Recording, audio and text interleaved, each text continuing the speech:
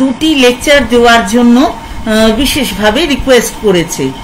আমরা যেহেতু সকলেই খুব ক্রিটিক্যাল সময়ের মধ্যে দিয়ে যাচ্ছি, এই সময়ে পড়াশুনো কন্টিনিউ করা এবং পড়াশোনার সঙ্গে নিয়মিতভাবে যুক্ত থাকা সকলের পক্ষেই খুব কঠিন হয়ে পড়েছে।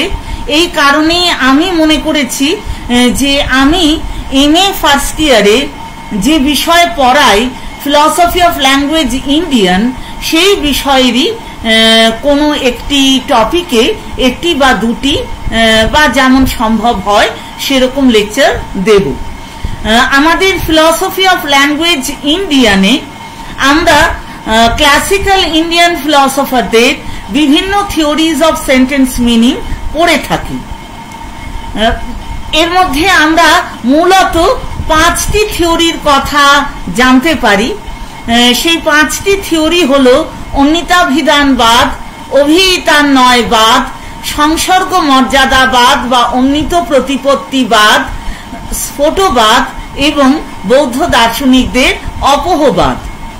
যাদবপুর বিশ্ববিদ্যালয়ের আর্টস ফ্যাকাল্টি স্টুডেন্টস ইউনিয়ন আমাকে অনুরোধ করেছে বাংলা ইংরেজি মিশিয়ে এই বক্তৃতা দেওয়ার জন্য, কিন্তু আমি ব্যক্তিগতভাবে একই বাক্যের মধ্যে ইংরেজি বাংলা দুই ভাষার মিশ্রণের খুব একটা পক্ষপাতী নই, কারণ তাতে যারা বাংলায় পড়ে বা লেখে তাদেরও খুব সুবিধা হয় না, আর যারা ইংরেজিতে পড়তে এবং লিখতে অভ্যস্ত তাদেরও খুব সুবিধা হয় না।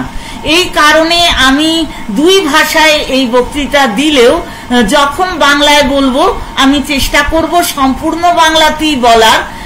কোনো পারিভাষিক শব্দ অবশ্যই আমি ইংরেজির ব্যবহার করতে পারি, এবং যখন আমি ইংরেজিতে বলবো আমি চেষ্টা করব যথাসম্ভব সম্পূর্ণরূপে ইংরেজিতে বলার।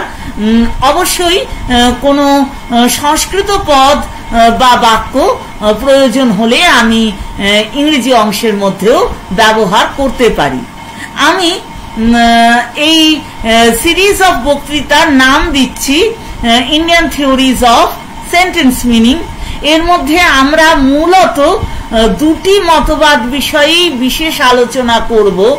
সেই দুটি মতবাদ হলো অন্বিতাভিধানবাদ এবং অভিহিতান্বয়বাদ। অন্বিতাভিধানবাদের প্রবক্তা হলেন প্রাভাকর মীমাংসক সম্প্রদায় এবং অভিহিতান্বয়বাদের প্রবক্তা হলেন ভাট্ট মীমাংসক সম্প্রদায়। আমি এই বক্তৃতাটি অবশ্য কেবল প্রাচীন ভারতীয় দর্শনের প্রেক্ষাপটে করব না, আমি কিছু আধুনিক ভাষা দর্শনের কথাও এই অংশে বলবো।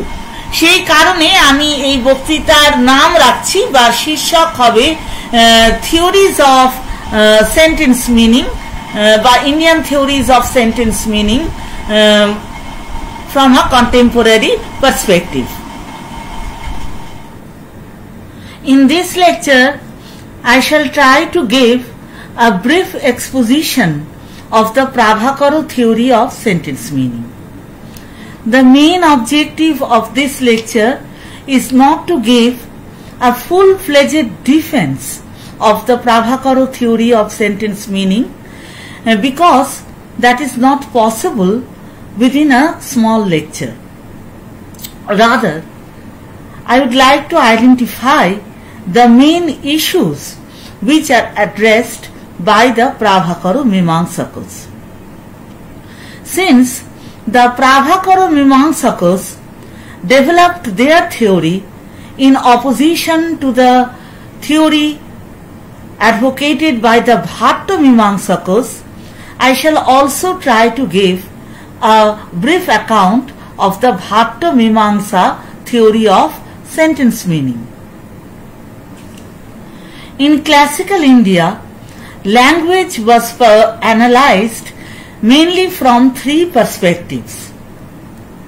First, at least 5 of the major philosophical systems of classical India admitted Shabda as a reliable source of veridical cognition. That is, at least 5 schools admitted Shabda as a separate or Swatantra Pramana. Since these philosophical systems analyzed the phenomenon of language from an epistemological perspective, they analyzed the context, knowing the meaning of a sentence. That is, they address the issue, what do we understand when we understand the meaning of a sentence, and they also analyze the issue, what does a competent speaker of a natural language understand when he encounters or understands a new sentence.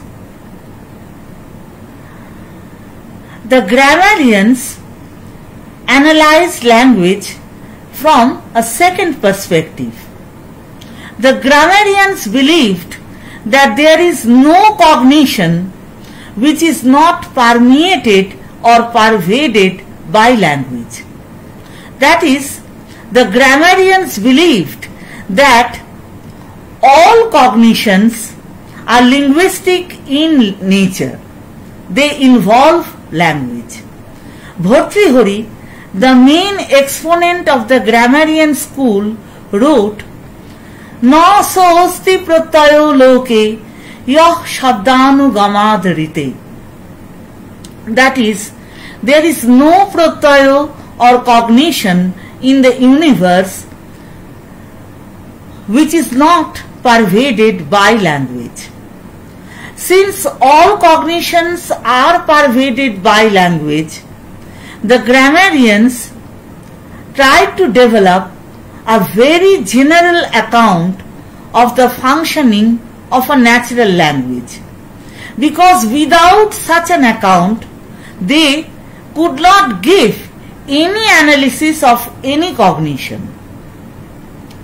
The Mimamsa philosophers, both the Purva Mimamsakas and the Uttara Mimamsakas, analyzed language from a third perspective. The term Mimamsa is defined as Pujita Vicharo Vachano Mimamsas Shabdartha. This definition of the term Mimamsa is given by Vachaspati Mishra in his commentary Bhamati on the Shankara Bhashya of the Brahma Sutras. Here, Mimamsa is defined as the analysis of the Pujita statements. A statement is called a Pujita statement, or a statement has the property Pujitatva if it has the property Gahanatva. That is, a statement is called a Pujita statement if it is very difficult to comprehend.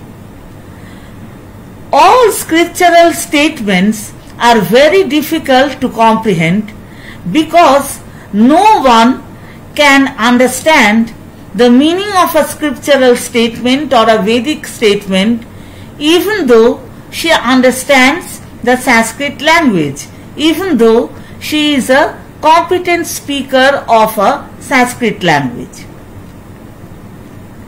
Since the Vedic statements are very difficult to comprehend, the Mimamsa philosophers developed more than 1,000 principles or techniques which they call Nyayas in order to understand the Vedic statements. These Nyayas are the rules of interpretation which the Mimamsa philosophers employ to understand a Vedic statement.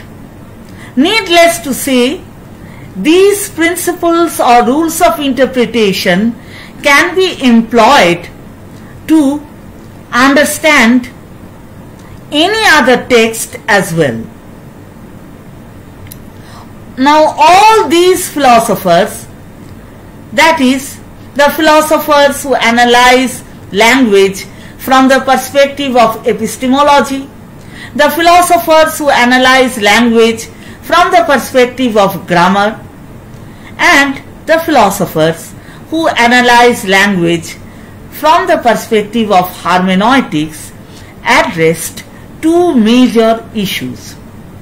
The first of these issues is, what exactly does a person understand when she understands the meaning of a sentence? And the second of these issues is, how does a person understand the meaning of a sentence? Before we proceed to answer these two questions from the perspectives of the Prabhakara and the Bhatto Mimamsakas, we need to mention a few differences between the different branches of the Mimamsa system. The Mimamsa system has two major branches, the Purva Mimamsa and the Uttara Mimamsa systems. The Purva Mimamsa aphorisms were written by Maharishi Jaimini, and they were commented upon by Shabara Swamin. Uttara Mimamsa aphorisms, on the other hand, were written by Maharishi Badarayana, and the Uttara Mimamsa Sutras have 9 principal commentaries. Although both the Mimamsa systems have the same principal objective, namely to give a coherent interpretation of the Vedas, yet the perspectives from which these two Mimamsa systems interpret the Vedas are quite different from one another. The Prabhakara Mimamsakas subscribe to the thesis that the entire Vedas is prescriptive in nature. That is, the purpose of the entire Vedas is either to prescribe or to forbid various kinds of rites and actions, where the performance of the prescribed actions leads to various kinds of this worldly and otherworldly pleasures, whereas the performance of the forbidden actions leads to different kinds of this worldly and otherworldly pains.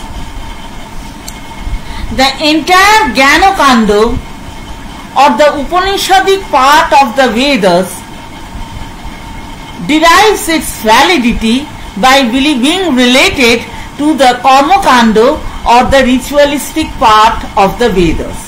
This is the view of the Purva Mimamsakas. Since on the Purva Mimamsa view, the Vedas are mainly prescriptive in nature, the Purva Mimamsakas place more emphasis upon the imperative sentences. So, while giving a general account of the functioning of the natural languages, they first interpret the prescriptive or the imperative sentences, and they show that the meanings of the indicative sentences are derivative upon the interpretation of the prescriptive sentences. The Uttara Mimamsa system, on the other hand, believe that the entire Vedas converge to establish a single reality, namely the Brahman or the Atman.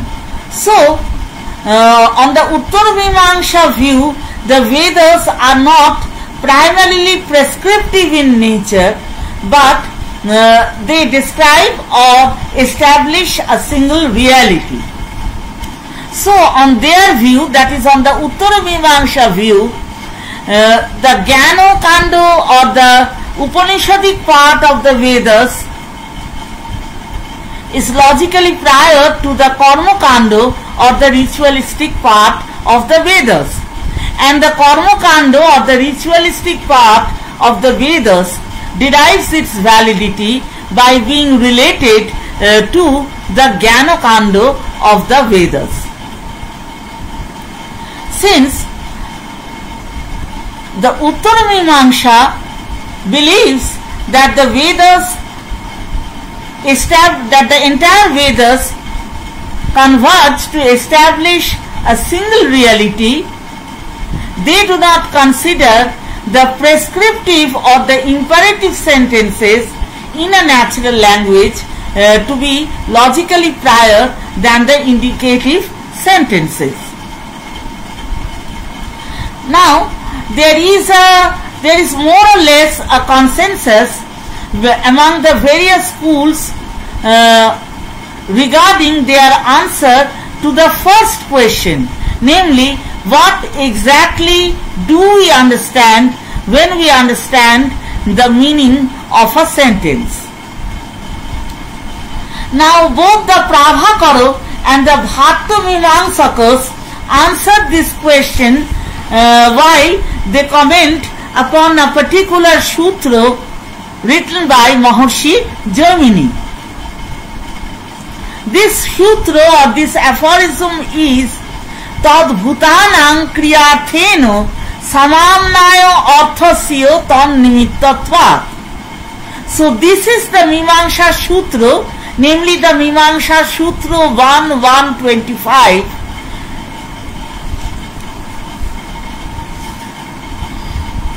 under which both Prabhakara and Kumarila Bhatto give their answers to the two major issues mentioned earlier. In answer to the first question, namely what exactly do we understand when we understand by the meaning of a particular sentence, Prabhakara writes, Parasparannayo hi padarthanam vakyartho ityuktam na padartha. That is, the meaning of a particular sentence is the mutual concatenation of the meanings of the subsentential expressions.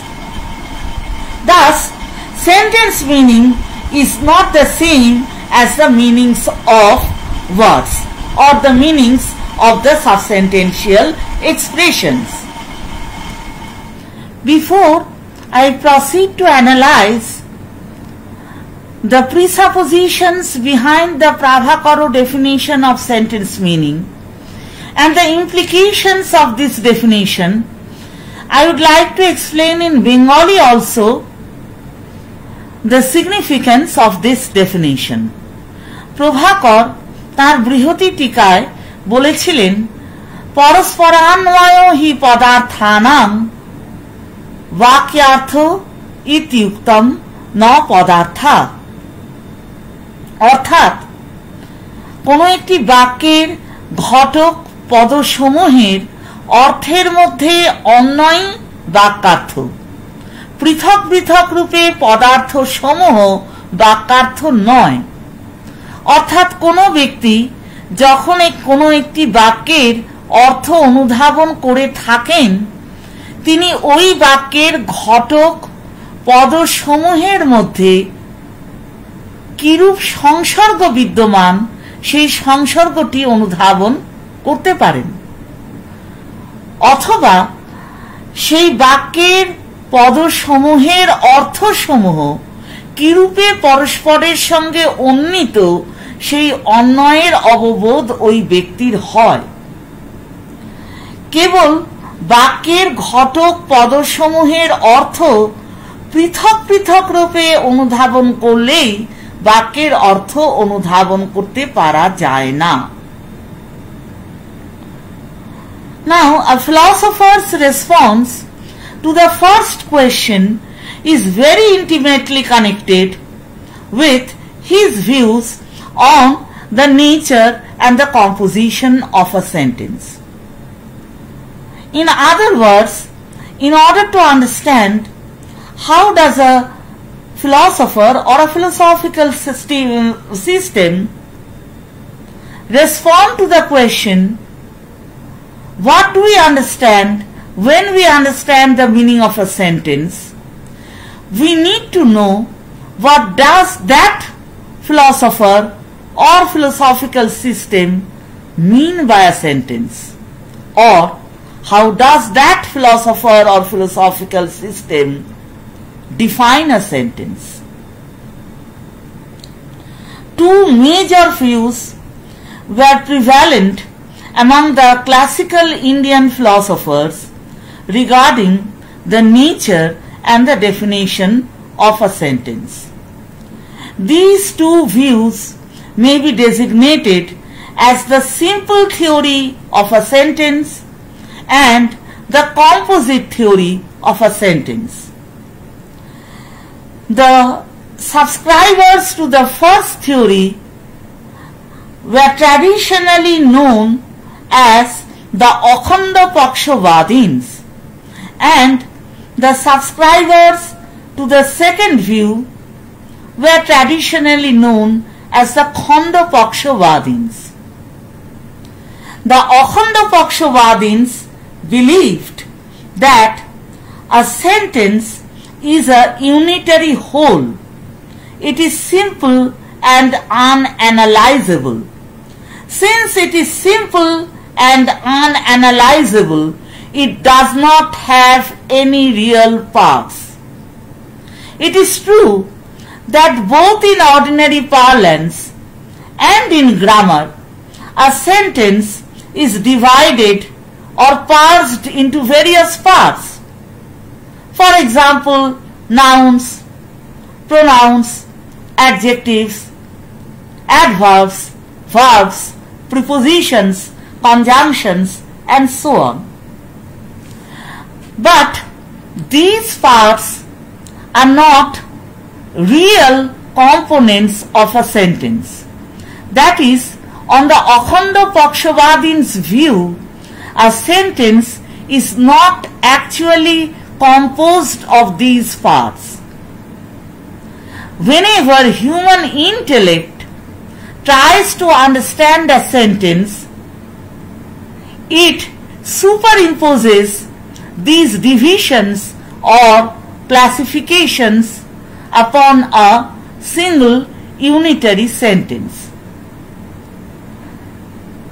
The grammarians subscribed to this kind of Akhanda Pakshavada.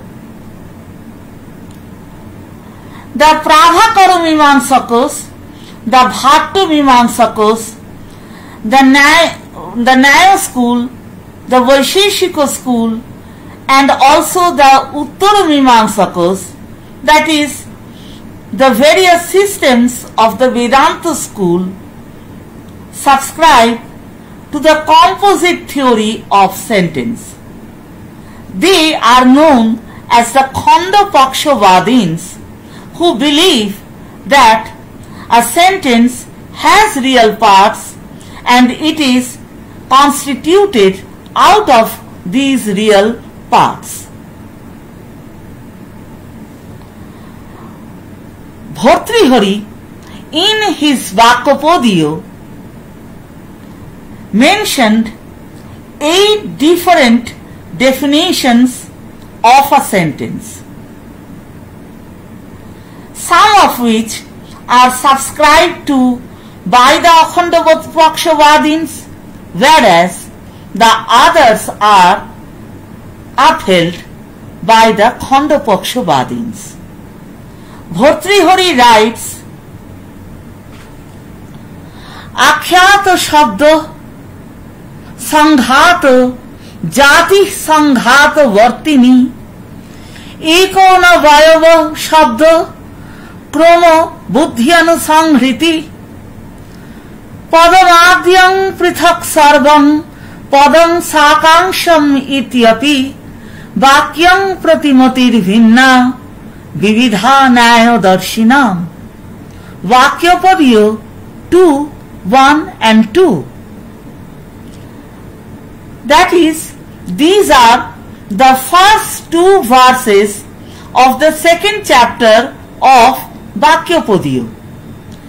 In these two verses, Bhartrihari offered 8 definitions of a sentence.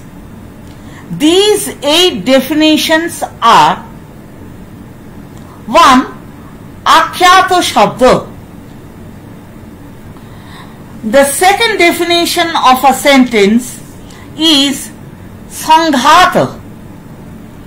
The third definition is Jati Sanghata Vartini.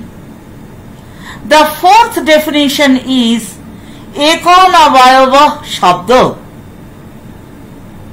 The fifth definition is Krama. The fifth definition is Krama. The sixth definition is Buddhyanusamriti. The seventh definition is Padamadhyam. And the eighth definition is Prithak Sarvang Padam Sakansham. Of these 8 definitions, the Akhandapakhavadins subscribe to the definitions Jati Sanghata Vartini, Ekonavayava Shabda and Buddhyanusamriti. The remaining 5 definitions are subscribed to by the Khandapakshavadins. We shall see that both the Prabhakara and the Bhattamimamsakas subscribe to the first definition of a sentence, namely Akhyato Shabda. That is, the curious point is, though the Prabhakara and the Bhattamimamsakas subscribe to 2 entirely different theories of sentence meaning, yet they subscribe to the same definition of a sentence, namely Akhyato Shabda. Before I proceed to explain this Prabhakara definition of a sentence and to relate it to the Prabhakara account of sentence meaning, I would like to say a few words in Bengali on these 2 verses of Bhartrihari. Bhartrihari তাঁর বাক্যপদীয়র 2য় অধ্যায়ের প্রথম 2টি শ্লোকেই বাক্যের 8টি লক্ষণের উল্লেখ করেছেন। এখানে কোন লক্ষণটি কোন সম্প্রদায়ের অভিপ্রেত সেই বিষয়ে পৃথক পৃথকভাবে কিছু বলা হচ্ছে না। তিনি বাক্যের 8টি সম্ভাব্য লক্ষণের কথাই বলছেন। আমরা লক্ষণ দেখে বুঝতে পারছি যে কোন লক্ষণগুলি খণ্ডপক্ষবাদীর অভিপ্রেত হবে, কোন লক্ষণগুলি অখণ্ডপক্ষবাদীর অভিপ্রেত হবে এবং যে সকল সম্প্রদায়ের বাক্যার্থ বিষয়ে মতবাদ আমরা আলোচনা করছি, যেমন প্রাভাকর মীমাংসক, ভাট্ট মীমাংসক, পরে সময় হলে আমরা ন্যায়মত বা অন্বিত প্রতিপত্তিবাদও পড়ব, বৈয়াকরণ সম্মত স্ফোটবাদও আছে। এদের মতে কোন লক্ষণটি অভিপ্রেত হবে সেই বিষয়েও আমরা লক্ষণ দেখে অনেকটাই বুঝতে পারছি। আমার পক্ষে এই বক্তৃতার মধ্যে 8টি লক্ষণ ব্যাখ্যা করা সম্ভব নয়, কারণ এখানে মূলত আমরা বাক্যার্থের অববোধ বিষয়ে প্রাভাকর মতটি ব্যাখ্যা করতে প্রবৃত্ত হয়েছি এবং প্রাভাকর মতের সঙ্গে ভাট্ট মীমাংসকের মতের পার্থক্য কি এবং প্রাভাকর মত এবং ভাট্ট মতের সপক্ষে মূল যুক্তি কি, ভাট্ট মীমাংসক সম্প্রদায় প্রাভাকর মত কিরূপে খণ্ডন করেছেন, এইসব বিষয়ে এই স্থলে আমাদের মূল আলোচ্য। সেই জন্য বাক্যের এই প্রত্যেকটা লক্ষণ আমি এই বক্তৃতার মধ্যে বিস্তৃতভাবে ব্যাখ্যা করার কোনো চেষ্টা করছি না, তবু দু একটা কথা আমি একটু বোঝার সুবিধার জন্য বলে নিচ্ছি। এই স্থলে প্রথম যে লক্ষণের উল্লেখ করা হলো সেই লক্ষণটি হলো আখ্যাত শব্দ। কোন কোন টিকাকার বলেছেন যে প্রথম লক্ষণটি হলো আখ্যাত আর দ্বিতীয় লক্ষণটি হলো শব্দ সংঘাত। অর্থাৎ কোন কোন টিকাকার শ্লোকের প্রথম চরণের পদচ্ছেদ ভিন্ন প্রকারে করেছেন। অপরপক্ষে কোন কোন টিকাকার বলেছেন প্রথম লক্ষণ হলো আখ্যাত শব্দ এবং দ্বিতীয় লক্ষণ সংঘাত। বলাই বাহুল্য যে আমি এই দ্বিতীয় প্রকার ব্যাখ্যা অনুসারেই শ্লোক দুটির ব্যাখ্যা করছি। প্রথম লক্ষণটি তাহলে হলো আখ্যাত শব্দ, দ্বিতীয় লক্ষণ হলো সংঘাত। সংঘাত পদের অর্থ সমষ্টি। কার বা কাদের সমষ্টির কথা বলা হচ্ছে? বলাই বাহুল্য পদসমূহের সমষ্টির কথাই বলা হচ্ছে। তাহলে পদসমূহের সমষ্টি বা সংঘাতই বাক্যের দ্বিতীয় লক্ষণ। জাতি সংঘাতবর্তিনী এইটি বাক্যের তৃতীয় লক্ষণ। অর্থাৎ এই তৃতীয় লক্ষণে একটি জাতির দ্বারা বাক্যের লক্ষণ দেওয়া হচ্ছে। সংঘাতের মধ্যবর্তী যে জাতি, সংঘাতবর্তিনী যে জাতি, সেই জাতির দ্বারা তৃতীয় লক্ষণে বাক্যের লক্ষণ প্রদত্ত হলো। চতুর্থ লক্ষণে বলা হলো একনবয়ব শব্দ, অর্থাৎ একটি নিরবয়ব শব্দই বাক্য। এইভাবে একটি নিরবয়ব শব্দ মাত্রের দ্বারা চতুর্থ লক্ষণে বাক্যের লক্ষণ প্রদান করা হলো। পঞ্চম লক্ষণে বলা হয়েছে ক্রম, পদসমূহের মধ্যে ক্রম বা আনুপূর্বী বাক্য। এখানে পদসমূহের মধ্যে ক্রমের দ্বারা বাক্যের লক্ষণ দেওয়া হলো। ষষ্ঠ লক্ষণে বলা হচ্ছে বুদ্ধি অনুসংহৃতি, অর্থাৎ যাতে আমাদের বুদ্ধি সংহৃত হয় সেইটি বাক্য। এটি বাক্যের ষষ্ঠ লক্ষণ। সপ্তম লক্ষণে বলা হয়েছে পদমাদ্যম, অর্থাৎ আদ্য পদটি হলো বাক্য। অষ্টম লক্ষণে বলা হয়েছে পৃথক সর্বং পদং সাকাংশম, অর্থাৎ আকাঙ্ক্ষা যুক্ত বা সাকাঙ্ক্ষ পৃথক পৃথক পদসমূহ, বা বলা যেতে পারে যে আকাঙ্ক্ষা যুক্ত সাকাঙ্ক্ষ পদসমূহের সমষ্টি বাক্য। শেষ চরণে ভর্তৃহরি বলছেন যে এই রূপে বাক্যের প্রতি বিবিধ ন্যায়দর্শীগণের মত ভিন্ন ভিন্ন হয়ে থাকে। এই স্থলে তিনটি লক্ষণ অখণ্ড পক্ষবাদীগণের অভিপ্রেত। এই তিনটি লক্ষণ কি কি? এই তিনটি লক্ষণ হলো জাতি সংঘাতবর্তিনী, অর্থাৎ সমষ্টির মধ্যে যে জাতি আছে সেটি বাক্য। বুদ্ধি অনুসংহৃতি, এই লক্ষণটিও অখণ্ড পক্ষবাদীগণের অভিপ্রেত এবং অখণ্ড পক্ষবাদীগণের মধ্যে বৈয়াকরণ সম্প্রদায় অবশ্যই একনবয়ব শব্দ, অর্থাৎ একটি নিরবয়ব শব্দ হলো বাক্য, এই প্রকার লক্ষণ স্বীকার করে থাকেন। এর মধ্যে উভয় মীমাংসকই, এটি খুব উল্লেখযোগ্য কথা যে উভয় মীমাংসকই কিন্তু আখ্যাত শব্দকেই বাক্য বলবেন। যদিও উভয় মীমাংসকের মত একের থেকে, মানে প্রাভাকর মীমাংসক এবং ভাট্ট মীমাংসকের মত একের থেকে অন্যের সম্পূর্ণরূপে পৃথক, মানে অন্বিতাভিধানবাদ এবং অভিতান্বয়বাদ সম্পূর্ণ দুটি পৃথক মত। তথাপি তারা বাক্যের এই লক্ষণটি স্বীকার করবেন।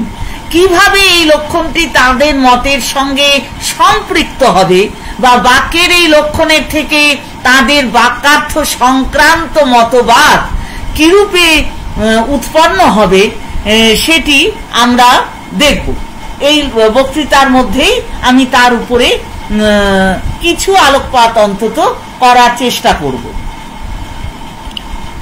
যদি এই বক্তৃতার মধ্যে এই অংশের পুরো আলোচনা শেষ নাও হয়, আমি পরে অন্য বক্তৃতা মানে একইভাবে এই অন্য বক্তৃতা দিয়েও আমি এই অংশের আলোচনা অবশ্যই করব, যে বাক্যার্থ বিষয়ে প্রাভাকরের এবং ভাট্টের মত কিভাবে তাদের বাক্যের লক্ষণের থেকেই উদ্ভূত হচ্ছে বা বাক্যের লক্ষণের সঙ্গে ওতপ্রোতভাবে সংশ্লিষ্ট। পদসমূহের সংঘাতকে প্রায় সব খণ্ডপক্ষবাদী বলবেন যে বাক্য পদসমূহের সংঘাত, এবং প্রায় সব খণ্ডপক্ষবাদী সাকাঙ্ক্ষ পদসমূহের সমষ্টিকেই বাক্য বলবেন। সুতরাং পদসমূহের সংঘাত বাক্য এই কথাটা খণ্ডপক্ষবাদীদের মধ্যে সাধারণই বলা যায়, তবে সংঘাত মাত্রই বাক্য এটা অবশ্যই অধিকাংশ খণ্ডপক্ষবাদীগণ বলেন না, তাদের প্রত্যেকেরই মত কিছু কিছু অংশে আলাদা। আমরা তো এক্ষুনি বললাম যে জাতি সংঘাতবর্তিনী এটি অখণ্ড পক্ষবাদীগণের মত। একোন অবয়ব শব্দ, এটি তো বোঝাই যাচ্ছে যে একটি নিরবয়ব শব্দকে বাক্য বলা হচ্ছে। তাহলে এই মত অনুসারে বাক্যের কোনো প্রকৃত বা বাস্তব অবয়ব নেই। বাক্যের যে অবয়বের কথা আমরা সাধারণত ব্যাকরণে আলোচনা করে থাকি, আমরা বলি যে বাক্যের অনেক অবয়ব আছে, যথা নামপদ, ক্রিয়াপদ, সর্বনাম পদ, বিশেষণ পদ, ক্রিয়া বিশেষণ প্রভৃতি, বা বাক্যের মধ্যে বিভিন্ন কারক আছে, কর্তৃকারক, কর্মকারক, করণকারক, সম্প্রদান কারক, অপাদান কারক, অধিকরণ কারক, এই যে বিভিন্ন কারক আছে, কারকের কথা আমরা বলি এবং বিভিন্ন প্রকার পদের কথা বলি। এই ভাবে যে বাক্যের বিভাগ করা হয়, এই বিভাগ কিন্তু বাক্যের কোনো বাস্তব বিভাগ বা অংশ নয়। মানুষের বুদ্ধি একটি নিরবয়ব বাক্যের উপরে এই সকল বিভাগ আরোপ করে থাকে। এই যে মত, এটি অবশ্যই ভর্তৃহরির মত এবং বৈয়াকরণ সম্প্রদায়ের মত। সুতরাং একোন অবয়ব শব্দ এই লক্ষণটি বৈয়াকরণ সম্প্রদায়ের অভিপ্রেত। ক্রম বা আনুপূর্বী বাক্য, এটি অবশ্যই খণ্ডপক্ষবাদীগণের কথা, কারণ বাক্যের মধ্যে যদি বাস্তব বা প্রকৃত অংশ না থাকে, যদি সত্য পদ না থাকে, তাহলে তো পদের মধ্যে ক্রমেরও কোনো প্রশ্ন থাকে না। সুতরাং ক্রম বা আনুপূর্বীর কথা খণ্ডপক্ষবাদীরাই বলতে পারেন। বুদ্ধি অনুসংহৃতি, যাতে বুদ্ধি সংহৃত হয়, যেখানে বুদ্ধির সংহার বা কালেকশন হয়ে থাকে, কালেক্টেড হয়ে থাকে, সেই বুদ্ধি অনুসংহৃতি বাক্য এইটি অবশ্যই অখণ্ড পক্ষবাদীগণের মত। এইভাবে আমরা দেখতে পাচ্ছি যে বাক্যের এই 8টি লক্ষণের মধ্যে জাতি সংঘাতবর্তিনী, একোন অবয়ব শব্দ এবং বুদ্ধি অনুসংহৃতি, এই 3টি লক্ষণ অখণ্ড পক্ষবাদীগণের অভিমত বা অভিপ্রেত, এবং অবশিষ্ট 5টি লক্ষণ অবশ্যই খণ্ডপক্ষবাদীগণের অভিপ্রেত। তার মধ্যে প্রাভাকর সম্প্রদায় যে অন্বিতাভিধানবাদ স্বীকার করেন, সেই অন্বিতাভিধানবাদীগণ আখ্যাত শব্দকেই বাক্যের লক্ষণ বলেছেন। আখ্যাত কাকে বলে সেটা আমরা এক্ষুনি আলোচনা করব, আখ্যাত শব্দ কাকে বলে। আবারও আমি পুনরাবৃত্তি করছি, ভাট্ট মীমাংসকগণ আখ্যাতকেই বাক্যের লক্ষণ বলে থাকেন। তাহলে তারা কেন একই বাক্যের লক্ষণ দিচ্ছেন? যদি বাক্যের একই লক্ষণ দিয়ে থাকেন, বাক্যার্থ বিষয়ে কেন তারা এত ভিন্ন মত পোষণ করলেন, এই সবই আমাদের বুঝতে হবে। আমরা আগেই বলেছি যে আমরা চেষ্টা করব নৈয়ায়িকের যে অন্বিত প্রতিপত্তিবাদ বা সংসর্গ মর্যাদাবাদ, সেই বিষয়ে আলোচনা করার। এই কারণে তার ভূমিকা রূপে আমি বলে রাখছি যে পৃথক সর্বং পদং সাকাংশম, এই কথাটা সব পক্ষবাদীর মধ্যে সাধারণ কথা হলেও এই লক্ষণটি নৈয়ায়িকের অভিপ্রেত হবে। বলাই বাহুল্য এই বক্তৃতার মধ্যে আমরা নৈয়ায়িক মতের আলোচনা করতে পারবো না, কারণ সেটি সম্ভব নয়। আমরা এই বক্তৃতার মধ্যে মীমাংসক মতই আলোচনা করব। তাহলে আমরা এই নিষ্কর্ষে পৌঁছালাম, উপনীত হলাম যে আখ্যাত শব্দ এইটি প্রাভাকর এবং ভাট্ট সম্মত বাক্যের লক্ষণ। এরপর আমরা দেখব যে আখ্যাত বলতে কি বোঝায়, প্রাভাকর সম্প্রদায় কেন আখ্যাত শব্দকে বাক্যের লক্ষণ বলেছেন এবং ভাট্ট মীমাংসকই বা কেন আখ্যাত শব্দকে বাক্যের লক্ষণ বলেছেন, এবং বাক্যার্থের অববোধ বিষয়ে এবং বাক্যার্থ কাকে বলে এই বিষয়ে ভাট্ট সম্প্রদায় এবং প্রাভাকর সম্প্রদায়ের মত কি কি অংশে আলাদা। এখানে আমি বাংলাতেই একটা কথা একটু বলে নিচ্ছি, আমি আবার যখন ইংরেজিতে বলতে আরম্ভ করব এই কথাটা ফিরে আসবে। সেই কথাটি হলো এই যে আমরা what do we understand when we understand the meaning of a sentence, বা আমরা যখন বাক্যের অর্থ বুঝি তখন আমরা কি বুঝি, এই প্রশ্নের একটা প্রাথমিক উত্তর দিয়ে রেখেছি। আমরা বলেছি যে আমাদের যখন অন্যায়ের বোধ হয় সেই অন্যায়টি হলো বাক্যার্থ, এবং অন্যায় বা সংসর্গের অববোধই হলো বাক্যার্থের অববোধ। প্রশ্ন হতে পারে তাহলে কি প্রথম প্রশ্নের উত্তরটা দেওয়া হয়ে গেল? না, দেওয়া একেবারেই হলো না। এই যে আমরা বললাম অন্যায়ই হলো বাক্যার্থ এবং অন্যায়ের অববোধই হলো বাক্যার্থের অববোধ, এই উত্তরটি একটি প্রাথমিক উত্তর মাত্র।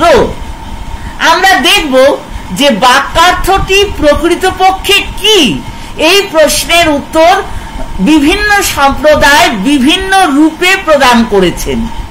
আমাদের ভারতীয় দর্শনে বাক্যার্থ বিষয়ে বিভিন্ন মতবাদ প্রচলিত, কার্য বাক্যার্থবাদ, ভাবনা বাক্যার্থবাদ, প্রাভাকর সম্প্রদায়ের অপূর্ব বাক্যার্থবাদ, এবং এই বিভিন্ন মতে ভিন্ন ভিন্ন পদার্থকে বাক্যের অর্থরূপে স্বীকার করা হচ্ছে। অর্থাৎ কোন সম্প্রদায় বলছেন যে যখন আমরা বাক্যের অর্থ বুঝি আমরা একটা কিছু কার্য বুঝি। যারা এরূপ কথা স্বীকার করছেন তারা কার্য বাক্যার্থবাদ স্বীকার করছেন। যারা বলছেন যে আমরা যখন বাক্যের অর্থটি বুঝি তখন আমরা অবশ্যই পদের অর্থ সমূহের মধ্যে অন্যায় বুঝলাম, কিন্তু এই অন্যায় বোঝার দ্বারা কি বুঝলাম? অন্যায় বোঝার দ্বারা আমরা একটি কার্যকে বুঝলাম। এটি কোন কোন সম্প্রদায়ের মত, তার মত আমরা বলবো। কোন কোন সম্প্রদায় যেমন ভাট্ট মীমাংসক বলছেন যে হ্যাঁ আমরা অন্যায়টা বুঝলাম, পদের অর্থ বা পদার্থ সমূহের মধ্যে অন্যায় বুঝলাম, কিন্তু এই অন্যায় বোঝার মাধ্যমে আমরা প্রকৃতপক্ষে কি বুঝলাম? তার উত্তরে ভাট্ট মীমাংসক বলবেন যে আমরা ভাবনা বুঝলাম। প্রাভাকর সম্প্রদায় বলবেন যে অন্যায় বোধের মাধ্যমে আমরা অপূর্বকে বুঝলাম। এই জন্য প্রাভাকর সম্প্রদায় অপূর্ব বাক্যার্থবাদী। তাহলে প্রথম প্রশ্নের সম্পূর্ণ উত্তর এখনো কিছুই বোঝা হয়নি, আমরা কেবল প্রাথমিক উত্তর দিয়েছি যে এরা সকলেই বলেন যে যখন আমাদের অন্যায়ের অববোধ হয় তখনই আমাদের বাক্যার্থের অববোধ হয়। তার মধ্যে প্রাভাকর মীমাংসক হলেন অপূর্ব বাক্যার্থবাদী। অপূর্ব কাকে বলে, কিভাবে আখ্যাত শব্দের দ্বারা অপূর্ব উপস্থাপিত হয় আমরা দেখব। এবং ভাট্ট মীমাংসক তারা ভাবনা বাক্যার্থবাদী। ভাবনা কাকে বলে এবং কিরূপে আখ্যাতের দ্বারা ভাবনা উপস্থাপিত হয় তাও আমরা আলোচনা করব। Since both the Prabhakara and the Bhatto Mimamsakas define a sentence in terms of Akhyata Shabda, the question which naturally arises at this point is, what do these philosophers mean by the term আখ্যাত শব্দ। The term আখ্যাত is the common name given to all the verbal case endings that are added to a verbal root to form a Sanskrit finite verb. In Sanskrit, there are 10 types of verbal case endings. These are lot, lit, lut, rit, let, lot, long, ling, lung, and ring. Those who have some idea of the Sanskrit language know that all the tenses and the moods are conveyed by these case endings. For instance, lot, the lot case ending, it is employed to communicate the present tense. For instance, let us take the root gomo or the gomo dhatu. Then if we conjugate this root, its form in lot will be, as you all know, gacchati, gacchato, gacchanti, gacchasi, gacchato, gacchatho, gacchami, gacchavo, gacchamo. So these 9 case endings are the lot case endings. Similarly, the simple past is designated by the long case ending, and the ling case ending, which is very important in this context, ling or vidhiling, that conveys an imperative. Now all these 10 types of case endings, they are called akhyatu. All these case endings share the common property akhyatatva, and each specific case ending has its own specific property. Namely, the lot case ending has the property lotto, the lit case ending has the property litto, and to mention specifically, the ling case ending has the property linkto. Both the Prabhakara and the Bhatto Mimamsakas define a sentence in terms of this akhyatu, that is the verbal case endings. From this definition of a sentence adhered to by the Prabhakara Mimamsakas, it is quite clear that for the Prabhakara Mimamsakas,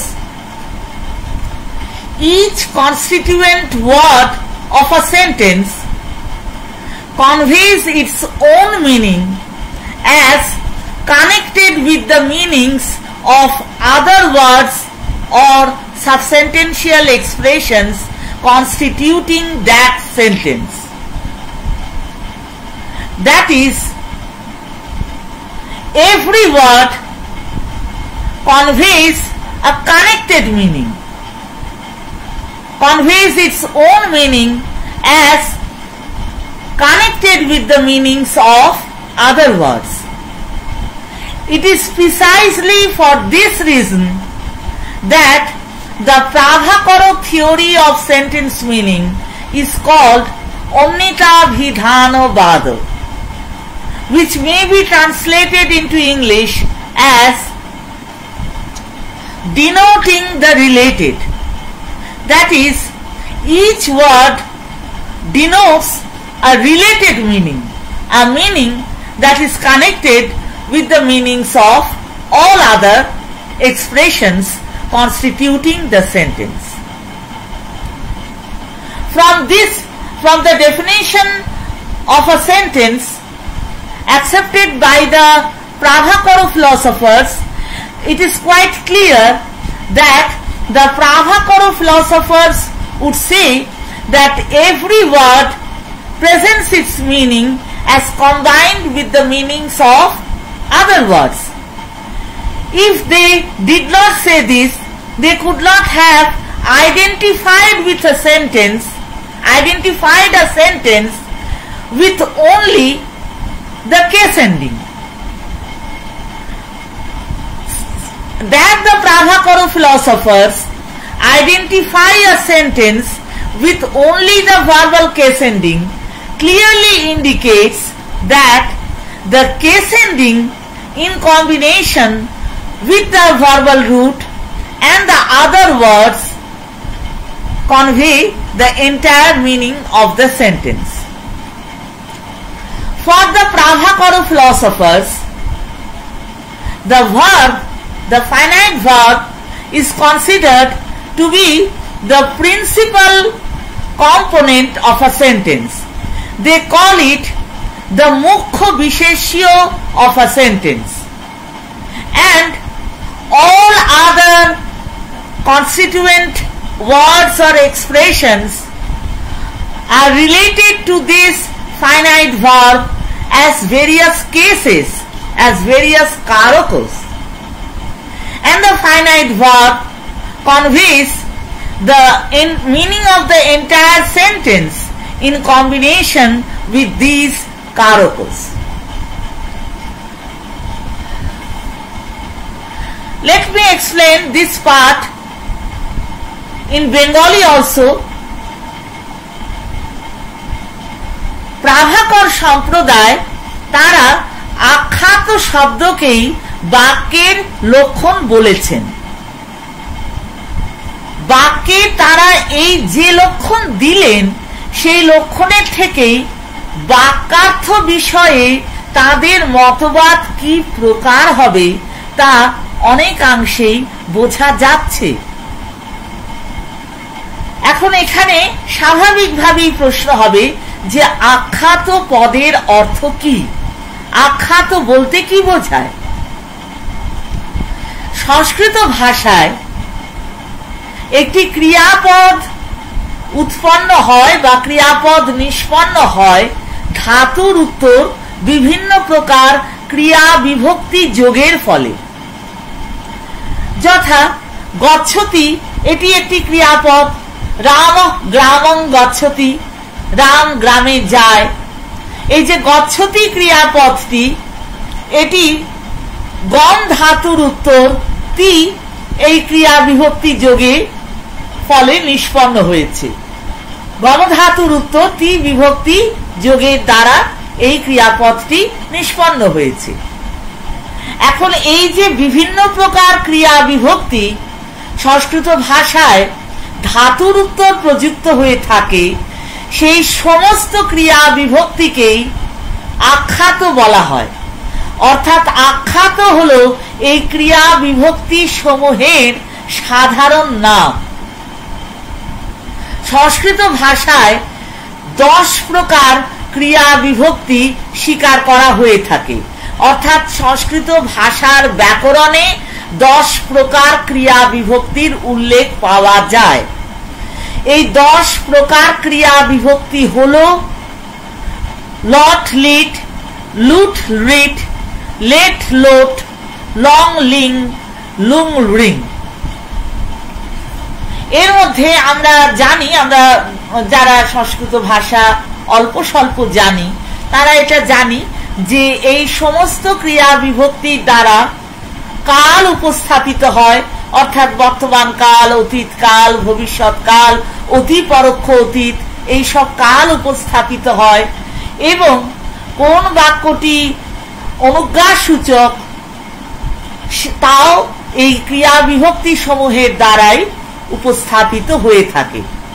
ইংরেজি ভাষায় বা ইংরেজি ভাষার ব্যাকরণে যাকে tense এবং যাকে mood বলা হয়, সেই টেন্স এবং মুড এই উভয়ই কিন্তু এই ক্রিয়া বিভক্তি সমূহের দ্বারাই উপস্থাপিত হয়ে থাকে। প্রতিটি প্রকারের ক্রিয়া বিভক্তির মধ্যেই 2টি ধর্ম থাকে। এই সমস্ত ক্রিয়া বিভক্তিরই সাধারণ ধর্ম হলো আখ্যা তত্ত্ব, আর প্রতি প্রকার ক্রিয়া বিভক্তির একটি বিশেষ ধর্ম থাকে, যথা লট ক্রিয়া বিভক্তির লট এই ধর্মটি থাকে, লিট এই ক্রিয়া বিভক্তির লিট এই ধর্মটি থাকে, লিং এই ক্রিয়া বিভক্তির লিং এই ধর্মটি থাকে। এই 10 প্রকার ক্রিয়া বিভক্তিকে সংস্কৃতে 10 লকারও বলা হয়। এই প্রসঙ্গে মীমাংসকদের পদের লক্ষণ একটু উল্লেখ করে রাখাই ভালো। বৈয়াকরণ সম্প্রদায় সুপ তিঙন্তং পদম পদের এই প্রকার লক্ষণ স্বীকার করেছেন। পাণিনি সূত্রে পদের এই প্রকার লক্ষণ দেওয়া হয়েছে, অর্থাৎ যা সুপ বিভক্তি যুক্ত এবং তিং বিভক্তি যুক্ত তাই পদ। কিন্তু মীমাংসক সম্প্রদায় পদের এই লক্ষণ স্বীকার করেন না। তাদের মতে সপ্তম পদম অর্থাৎ যা শক্তি যুক্ত বা শক্তি বিশিষ্ট তাই পদ। ঘটম আনয় এটি বলা হলে বা ঘটম পশ্যামি ঘটমহং পশ্যামি এইরূপ বাক্য প্রয়োগ করা হলে এই যে ঘটম পদ, এর মধ্যে কিন্তু প্রকৃতপক্ষে একটি প্রাতিপদিক আছে এবং একটি অম বিভক্তি আছে। ঘট এই প্রাতিপদিকের দ্বারা ঘটরূপ পদার্থ উপস্থাপিত হচ্ছে এবং অম এই বিভক্তি এটি কিন্তু কর্মকারকের অর্থ প্রকাশ করছে। অম এটি দ্বিতীয়া বিভক্তির এক বচনের রূপ। এই দ্বিতীয়া বিভক্তি কিন্তু কর্মকারকের অর্থ প্রকাশ করছে। সুতরাং যে কোনো ক্রিয়াপদের মধ্যেও দুটি অংশ আছে। যদি আমরা একটি বৈদিক বিধিবাক্য গ্রহণ করি, স্বর্গকাম যজেত বা দর্শপূর্ণ মাসাভ্যাং স্বর্গকাম যজেত, তাহলে সেই বিধিবাক্যে যজেত এই ক্রিয়াপদ আছে। এই যজেত ক্রিয়াপদটি যজ ধাতুর উত্তর ইত প্রত্যয় যোগে নিষ্পন্ন হয়েছে। এই যে ইত প্রত্যয়টি এটি কিন্তু লিং বিভক্তি বা বিধিলিং বিভক্তির একটি রূপ। সংস্কৃতে লিং এবং লেট লকার বা পঞ্চম লকার এই দুইটি লকারের দ্বারা বা ক্রিয়া বিভক্তির দ্বারা অনুজ্ঞা বা আদেশ সূচিত হয় বা বিধি সূচিত হয়। এছাড়াও তব্য অনিয় প্রভৃতি কিছু কিছু কৃত প্রত্যয়ের দ্বারাও বিধির অর্থ সূচিত হয়। এটি কর্তব্য। এটি যে অধিকারীর প্রতি এই বিধি শ্রুতি প্রয়োগ করছেন সেই অধিকারীর পক্ষে এই কাজটি করা কর্তব্য। এই কর্তব্য বোঝানোর জন্য যে বিভক্তির প্রয়োগ হয় সেই বিভক্তি হলো বিধিলিং বা লিং বা লেট লকার। লেট লকারের রূপ লট বিভক্তির মতন হয়, যথা অগ্নিহোত্রং জুহতি যবাগুং পচতি। এই স্থলে কিন্তু এটি লট বিভক্তির প্রয়োগ হলো না, কিন্তু লেট লকার বা বৈদিক লকারের প্রয়োগ হলো এবং বৈদিক লকারও কিন্তু বিধিরই সূচনা করে।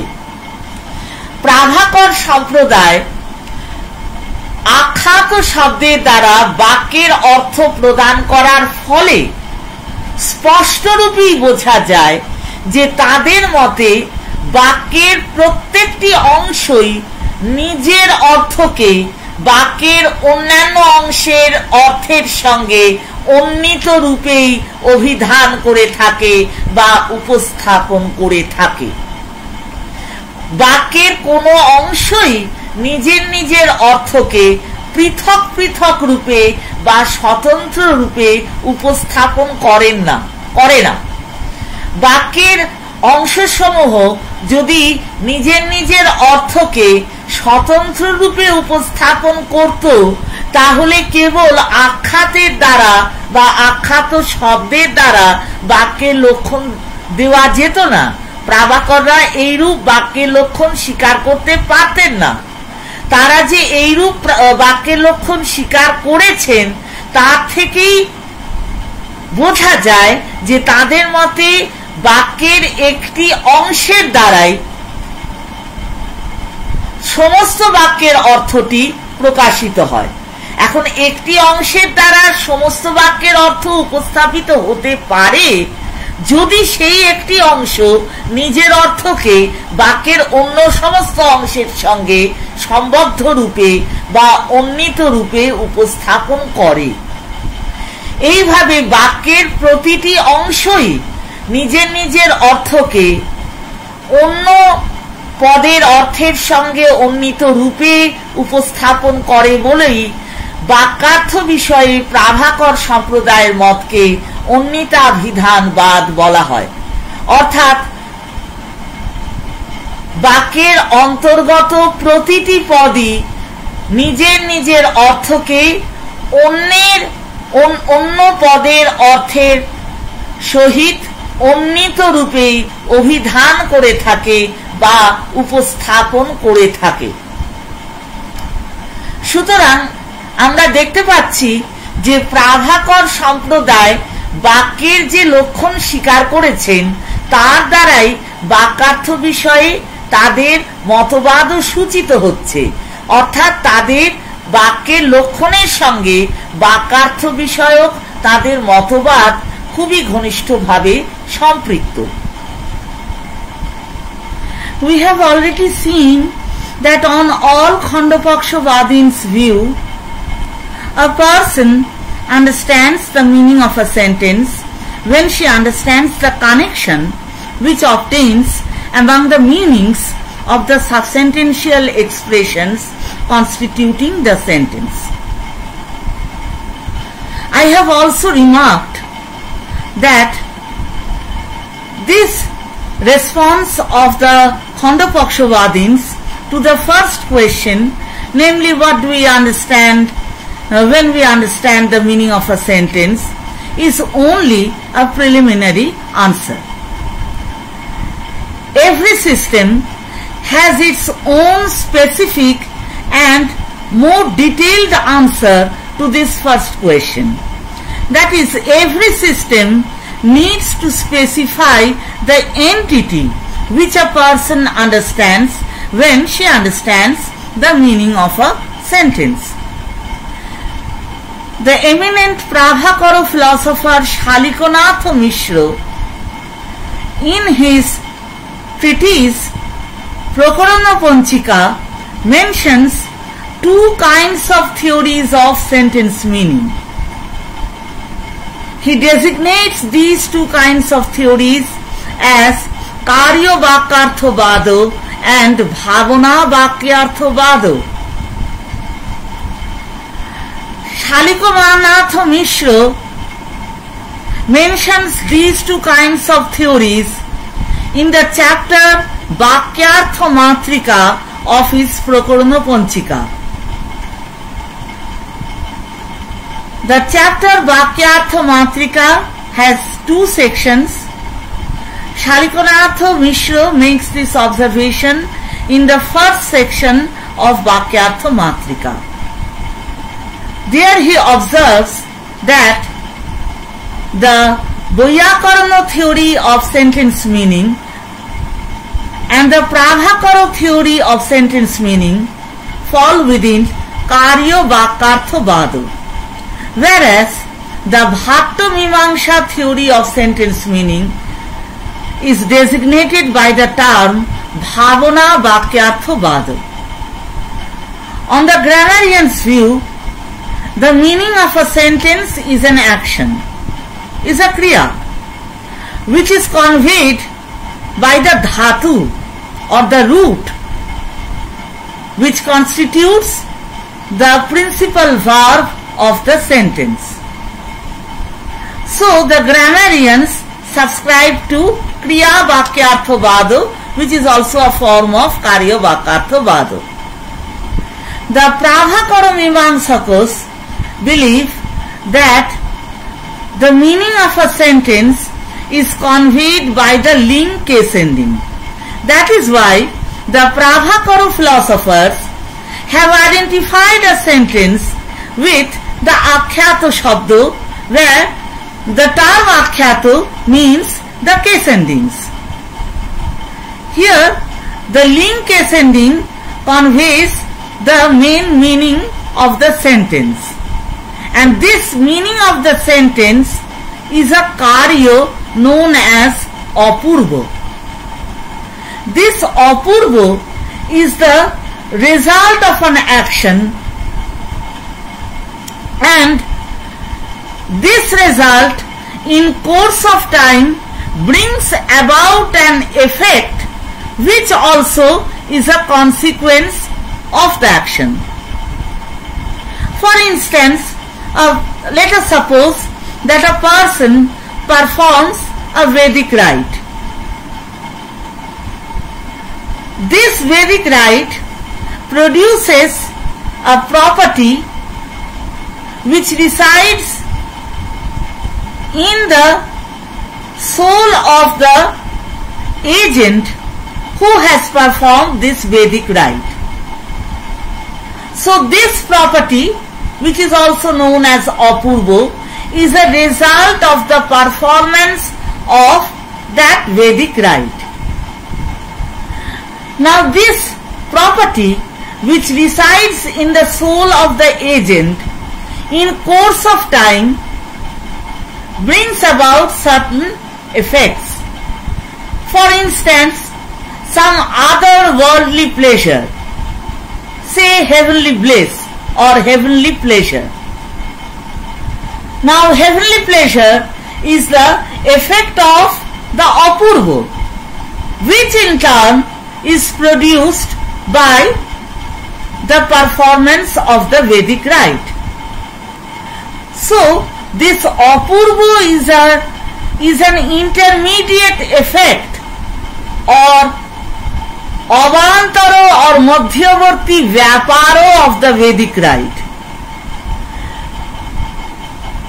This avantaro or madhyavarti vyaparo is produced by the Vedic rite, and this vyaparo in turn gives rise to some effect which also is a result of this Vedic rite. As we all know that a vyaparo or this kind of an intermediate effect is defined by the Naiyayikas as tadjanvatve sati tadjanya janakatvam vyaparatvam.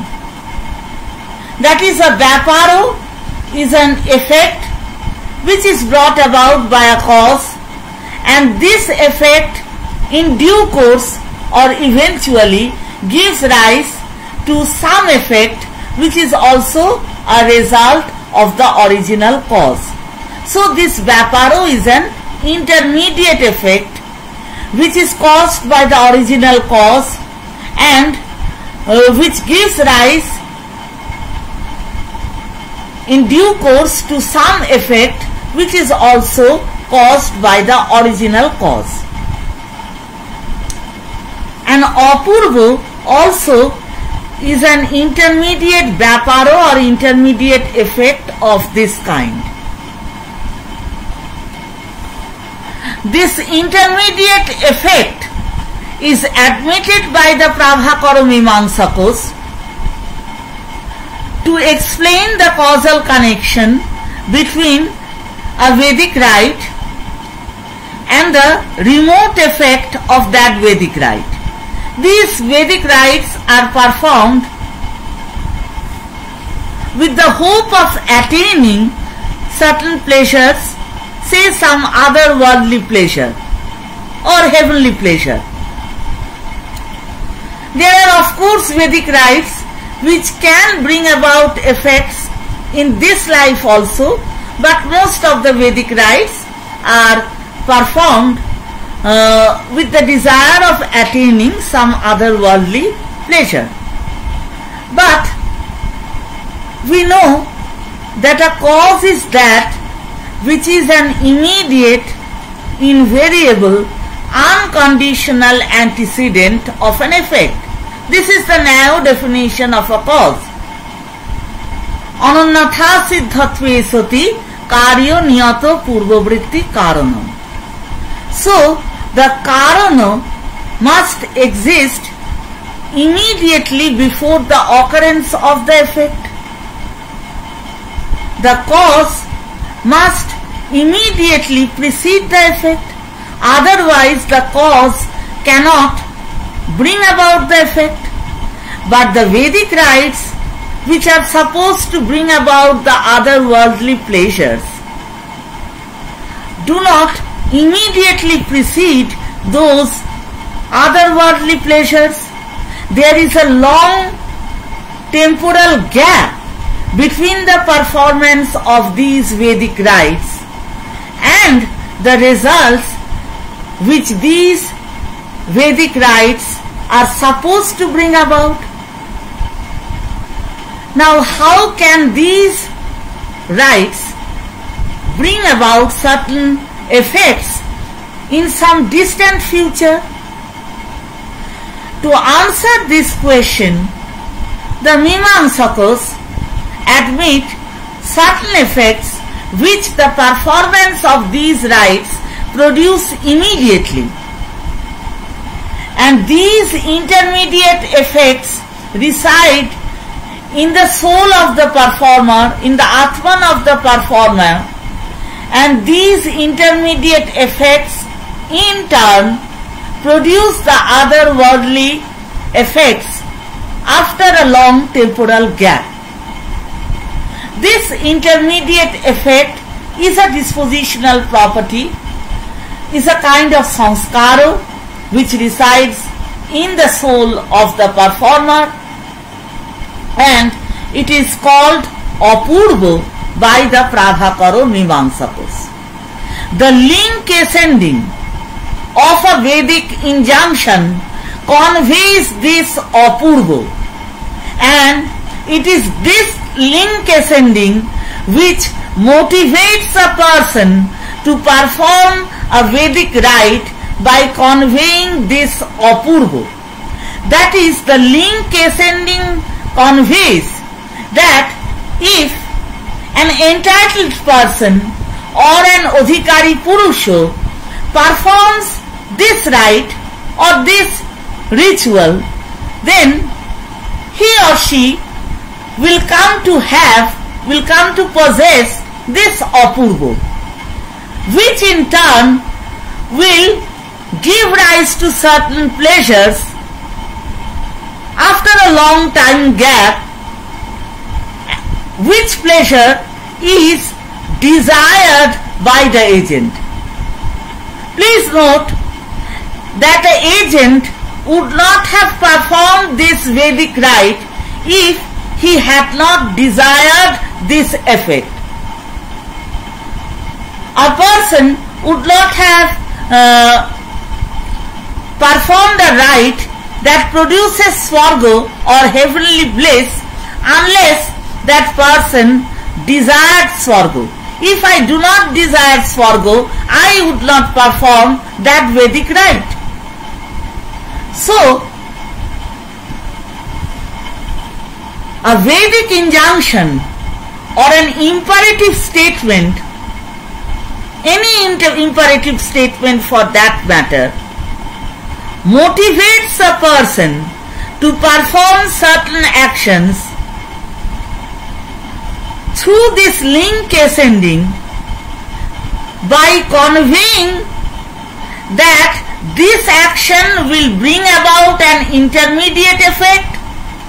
That intermediate effect in due course or in the long run will bring about the desired goal or the goal which is desired by the agent.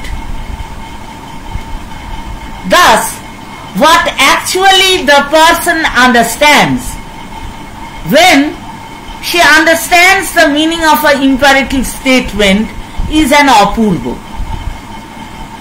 This apurva is conveyed not by the link ascending alone, but by the link ascending along with the verbal root and along with all other karakas all other grammatical cases which are linked with that finite verb. Thus we see that on the Prabhakara view,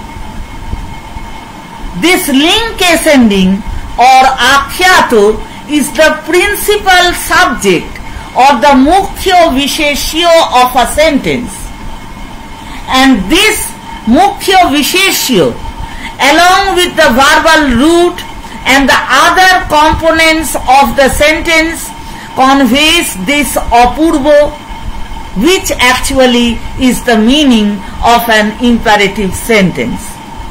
So no part of a sentence alone is competent to convey the meaning of the sentence. Every part of the sentence conveys its own meaning as connected with the meanings of the other components of the sentence. That is why the Prabhakara philosopher said that a sentential component or the constituent of a sentence always conveys a connected meaning, an onnito artho, an artho which is related to or which is connected with the meanings of the other expressions constituting the sentence. So the sentence is the primary vehicle of meaning. The sentence is the primary unit which can convey a complete meaning. That is why the Prabhakara theory of sentence meaning is known as denoting the related or onnita vado. Shalikonath Mishra characterizes the Bhatto Mimamsa theory of sentence meaning as Bhavana Vakyartha Vado. The Bhatto Mimamsakas define a Bhavana as Bhavitur Bhavananukulo Bhavaitur Vyaparo Vishesha Bhavana.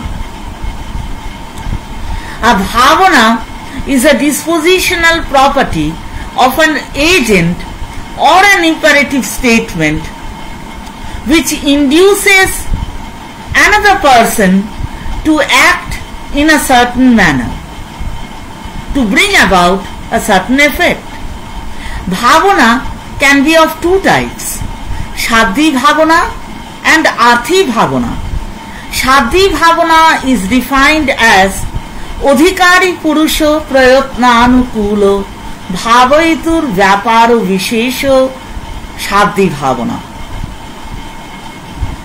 Shaddhi Bhavana is the property of an imperative statement or a Vedic injunction which brings about a volitional state of an agent that leads to a certain action. Shaddhi Bhavana thus resides in an imperative statement.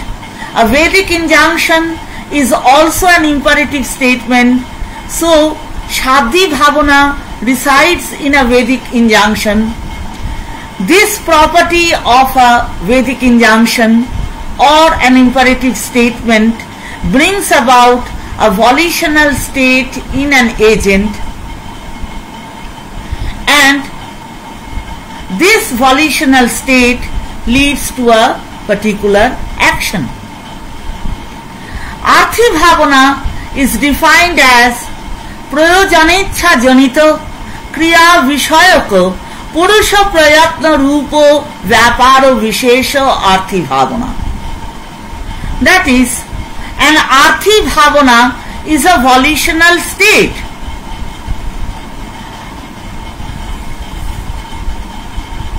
which is produced by a desire to attain a particular end and which leads to a particular action. A Shaddhi Bhavana thus resides in the imperative statement or in the Vedic injunction. It is a property of Shabda. and this Shabdi Bhavana brings about a volitional state in an agent, and this volitional state or Purusha Prayatna is called Arthi Bhavana. Now on the Bhatta Mimamsa view, the meaning of an imperative statement or a Vedic injunction is a Shabdi Bhavana, and this Shabdi Bhavana is conveyed by the ling case ending. Since the meaning of the imperative is conveyed by the ling case ending, the Bhatta Mimamsakas also identify a sentence with the Akhyata or the case ending. They also define a sentence as Akhyata Shabda. I have already remarked that both the Prabhakara Mimamsakas and the Bhatta Mimamsakas define a sentence as Akhyata Shabda. But on the Prabhakara Mimamsa view, the Akhyata or the ling case ending communicates or conveys an Apurva, whereas on the Bhatta Mimamsa view, the ling case ending or the Akhyata communicates a Shabdi Bhavana. The difference between the Prabhakara Mimamsa and the Bhatta Mimamsa theory of sentence meaning becomes clearer when we consider the responses of these two schools to the second major problem referred to by me at the beginning of these lectures. The second major issue is how do we understand the meaning of a sentence. The Bhatta Mimamsa answer to this question is a direct legacy of Shabada Swami's account of sentence meaning.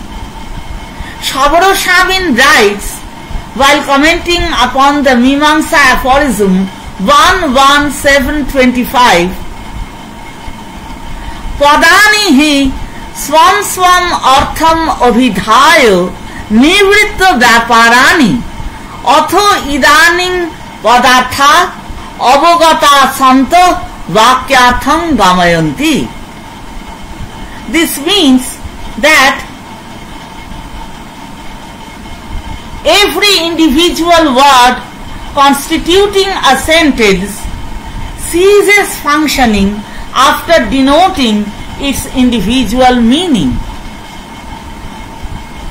These meanings then somehow combine or get connected to present the meaning of the sentence. The Bhatta Mimamsakas also believe that every individual word or subsentential expression cease to function once they have denoted their own individual meanings. These individual meanings then combine in accordance with the principles of Akanksha or mutual expectancy, Yogata or mutual compatibility, Sannidhi or contiguity to communicate the meaning of the entire sentence. Thus, the meaning of the sentence is not communicated by the meaning of by any individual word. In fact, the meaning of the sentence is communicated by the meanings of the words and not by any word. Since the meaning of a sentence is not communicated by any word, the meaning of a sentence cannot be considered as the ortho of a pada or as a padartha. That is why The Bhattamimamsakas consider the meaning of a sentence as an apadartha, as a lakshya. The term lakshya here doesn't mean that the meaning of a sentence is the secondary meaning of a word. I have already mentioned that the meaning of a sentence is not the meaning of any word, so it cannot also be the secondary meaning of a word. It is called lakshya because just as the secondary meaning of a word is related to the primary meanings of the word, the meaning of a sentence also is related to the primary meanings of the constituent words of a sentence, and the meaning of a sentence is conveyed by these meanings of the individual words. The Bhattamimamsa criticizes the Prabhakara theory of sentence meaning on several grounds. The Bhattamimamsakas argue that the Prabhakara Mimamsa theory of sentence meaning cannot account for certain features of a natural language. These features cannot be denied by any philosopher who reflect upon the phenomenon of language. In any natural language, it is seen that the competent user of the natural language understands the meaning of a new sentence on the basis of his prior understanding of the meanings of the words which constitute that sentence. In fact, any competent user of a natural language has the capability to understand and generate an infinite number of new sentences on the basis of his prior understanding of the meanings of component expressions or the words of a language. Now, since the prior understanding or the prior knowledge of any competent user can only comprise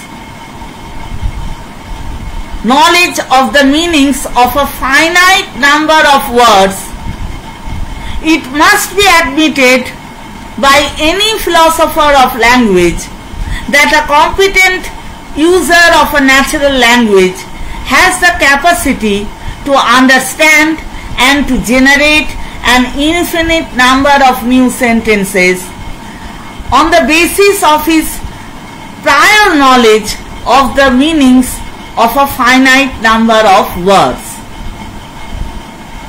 So, it must be admitted that the user of any natural language first acquires the meanings of a finite number of words, and on the basis of his knowledge of the meanings of these finite number of words, he is capable of generating and understanding the meanings of an infinite number of new sentences. Thus, every word must communicate its own meaning first in isolation from the meanings of other words, then on understanding the meanings of the component expressions of a sentence, the user understands the meaning of the entire sentence. Thus, the words do not have or cannot have the power to communicate the meaning of a new sentence.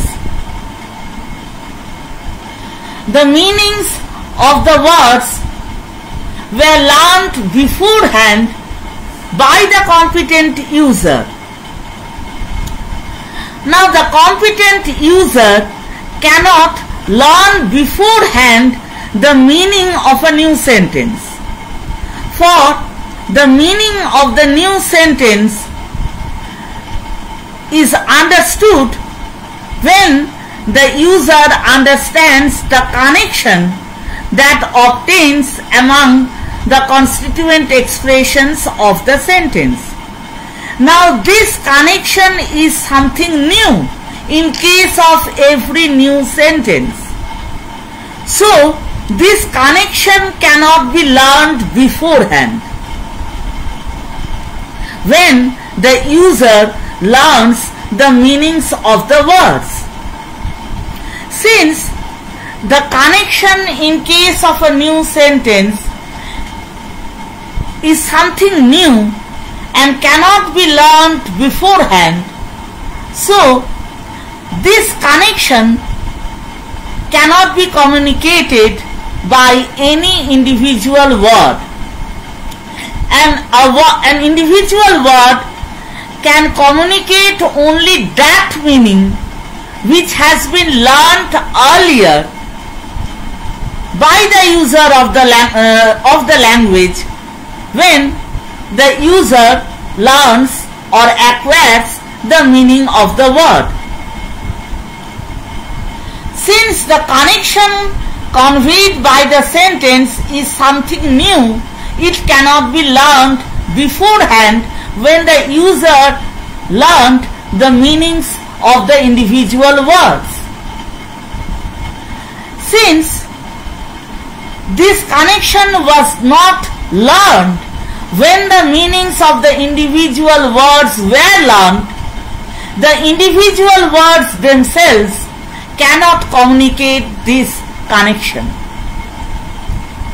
So this connection must somehow be conveyed by the meanings or the denotations of the words. Since the meaning of a sentence is communicated by the meanings or the denotations of the words, the Bhattamimamsa theory of sentence meaning is known as Abhihitanaya Vada, or they maintain that the meaning of a sentence is understood when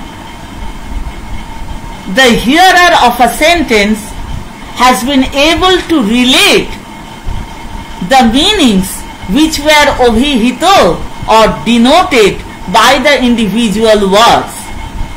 So here the sentence meaning is learned when one has been able to relate what has been denoted.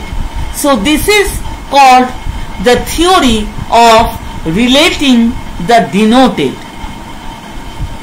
We have seen that the Bhattamimamsa philosophers have criticized the Prabhakara Mimamsakas on the ground that the Prabhakara Mimamsakas cannot explain a very important feature of a natural language, namely, every competent speaker of a natural language has the ability to understand and to generate an infinite number of new sentences on the basis of her prior knowledge of the meanings of a finite number of words and a finite set of rules. This feature of a natural language is recognized by the philosophers of our times also as one of the key features of any natural language, and any philosopher of language must give a satisfactory account of this feature. Nowadays, this feature is called the compositionality principle. The compositionality principle is very clearly stated by Donald Davidson in his article Truth and Meaning. Donald Davidson writes, "It is conceded by most philosophers of language and recently by some linguists that a satisfactory theory of meaning must give an account of how the meanings of sentences depend upon the meanings of words. Unless such an account could be supplied for a particular language, it is argued there would be no explaining the fact that we can learn the language, no explaining the fact that on mastering a finite vocabulary and a finitely stated set of rules, we are prepared to produce and to understand any of a potential infinitude of sentences." Donald Davidson, Truth and Meaning in Inquiries into Truth and Interpretation, Oxford University Press, 1984. Thus, the Bhattamimamsakas use this compositionality principle as an argument against the Prabhakara Mimamsakas. The Bhattamimamsakas further argue that if the Prabhakara theory of sentence meaning is accepted, then our understanding of any natural language would be anomalous and incorrect. For instance, suppose a child learns the meaning of the term cow on encountering a sentence, "Bring the cow." Suppose that a competent user of the language, of the English language, utters the sentence, "Bring the cow." And on hearing this sentence, another competent user of the English language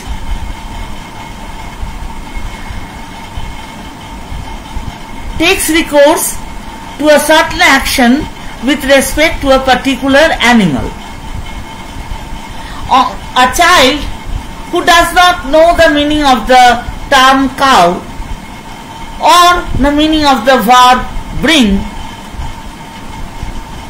listens to this sentence uttered by the first competent speaker and then also observes the action performed by the second competent speaker.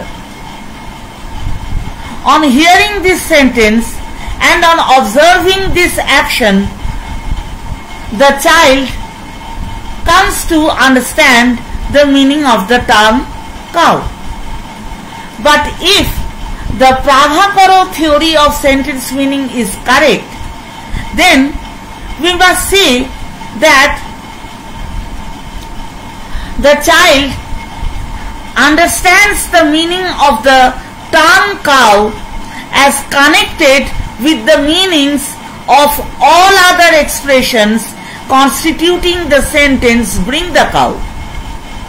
In that case, the child understands the meaning of the term cow as an animal which is related to a particular action, namely the action of bringing.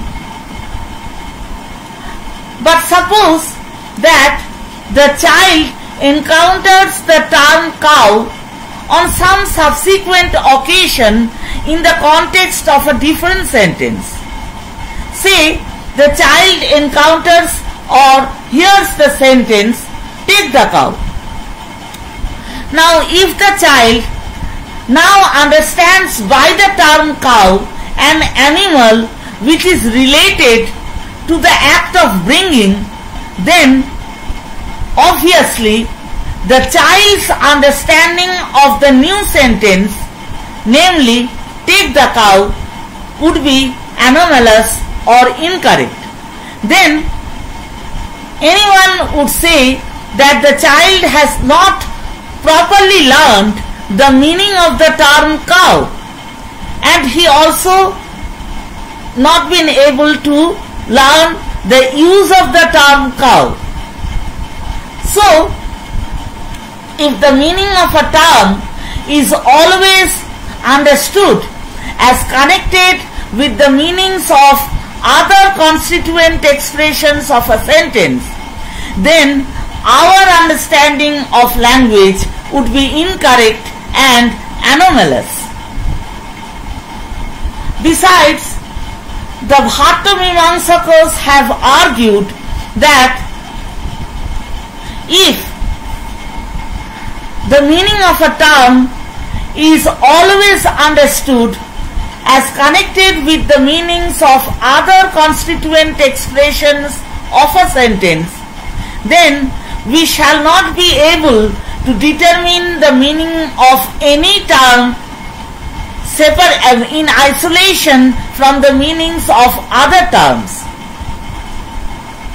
But it is necessary to understand the meaning of a word in isolation from the meanings of other words belonging to that language. The grammar of every natural language classifies the expressions of that language into various categories such as noun, adjective, adverb, pronoun, verb, and so on. Now, if a person cannot understand the meaning of a word or an expression in isolation from the meanings of all other expressions, then it will not be possible for that person to categorize or to classify the words belonging to a particular language. Classifications of this kind are possible only if a person understands the meaning of every word in isolation from the meanings of all other words belonging to that language. So, the Prabhakara theory of meaning can be accepted only if the Prabhakara philosophers can answer satisfactorily all these objections raised by the Bhattamimamsakas. The three objections of the Bhattamimamsakas against the Prabhakara theory of sentence meaning rest upon a common presupposition.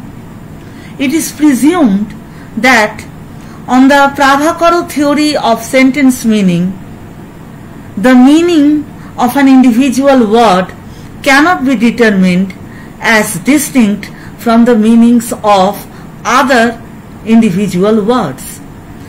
It can easily be shown that the three foregoing objections rest upon this presupposition.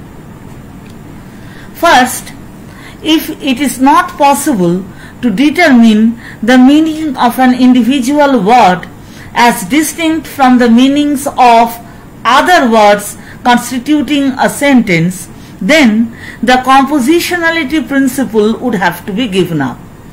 Because in that case, no competent speaker of a natural language would be able to ascertain the meaning of an individual word in isolation from the meanings of other constituent expressions of a sentence. So, it will not be possible for her to understand the meaning of a new sentence on the basis of her prior knowledge of the meanings of individual words. Second, if it is not possible to determine the meaning of an individual word, then our understanding of any new sentence would be anomalous. Third, if it is not possible to determine the meaning of an individual word, then the words belonging to a particular language cannot be classified into different grammatical categories. The Prabhakara philosophers have replied to this objection by pointing out that this presupposition about their theory rests upon a misconception. The Pravakaru philosophers have nowhere stated that the meaning of a particular word is a particular entity which is connected with some other particular properties or particular actions. For instance, when a new learner or a child learns the meaning of the term cow by listening to the utterance of the sentence bring the cow, and also by observing the behavior of other competent speakers of the natural language who listens to that sentence, what the child or the new learner understands is not an animal which is related to the act of bringing. Rather, the child or the new learner understands that the meaning of the term cow is a particular animal which has the potency of being related to other appropriate entities that is presented in any new context. In other words, the new learner understands the way in which particular word can be used in any given context, in any new context. The Pravakaru theory of sentence meaning thus displays an acute sensitivity to the contextuality of meaning. It anticipates the Fregean context principle. Gottlob Frege wrote in his Foundation of Arithmetic, it is only in the context of a sentence that a word has a meaning. The Pravakaru philosophers also point out that the meaning of an individual word can be accounted for only in the context of a sentence. The meaning of a word cannot be explained in isolation, that is, as not being connected with the meanings of other words. Thus, a sentence is admitted to be the primary unit of meaning by the Pravakaru philosophers. A sentence is the primary vehicle of meaning. The Pravakaru philosophers also show that on their theory it is very easily possible to determine the meanings of individual words as distinct from the meanings of other words. This can be done by employing the techniques of introduction and elimination, which the Pravakaru philosophers call avapo and uddharo. Shalikanath Mishra writes in his Prakarana Panchika, Bhavahareshu vriddhanam vakya shravana bhavishu avapodharo bhedeno padanang shakti nishchayo. That is, a new learner understands the meaning of any word by observing the contribution which that word makes to any sentence in which the word is used.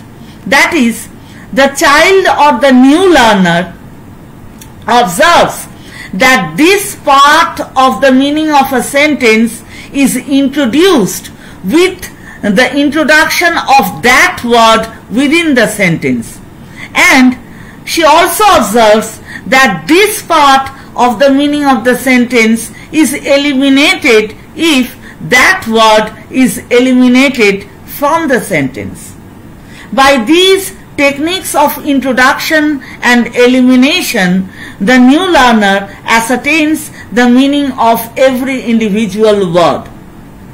So, the learner can also understand the meaning of new sentences on the basis of her prior knowledge of the meanings of individual words. Her understanding of any new context would not be anomalous also, and words belonging to a particular language can easily be classified into different grammatical categories. The Prabhakara theory of sentence meaning also displays an awareness of the problem of relational knowledge. The relation that obtains among the meanings of the words constituting a particular context cannot be conveyed by a separate relational word or a relational expression, because if a separate relational word is admitted to connect the meanings of the other words constituting the sentence, then the question would arise that how is that relational expression related to other relator? If a second relation is admitted to relate that relational expression to the other relator, then the theory would lead to an infinite regress. So it is always better to admit that each word presents its meaning as connected with the meanings of other words. Each word presents a connected meaning. No word presents a discrete meaning within the context of any sentence.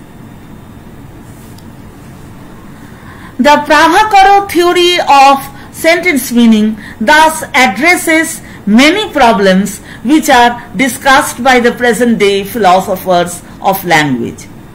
This exposition of the Prabhakara theory of sentence meaning is, however, a very brief and a very rough one. I have not been able to give reasons in favor of the Prabhakara thesis that apurva is the meaning of all imperative sentences and bhavana or actions cannot be the meanings of imperative statements.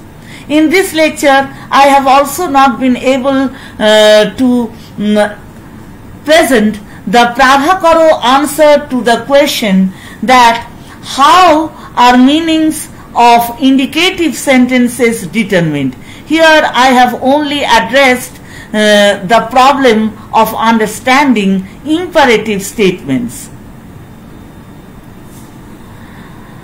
Thank you for patiently hearing this long and technical lecture, and I am extremely grateful to the Arts Faculty Students Union of Jadavpur University for giving me this opportunity of presenting a very ancient theory regarding language before the students of the arts faculty.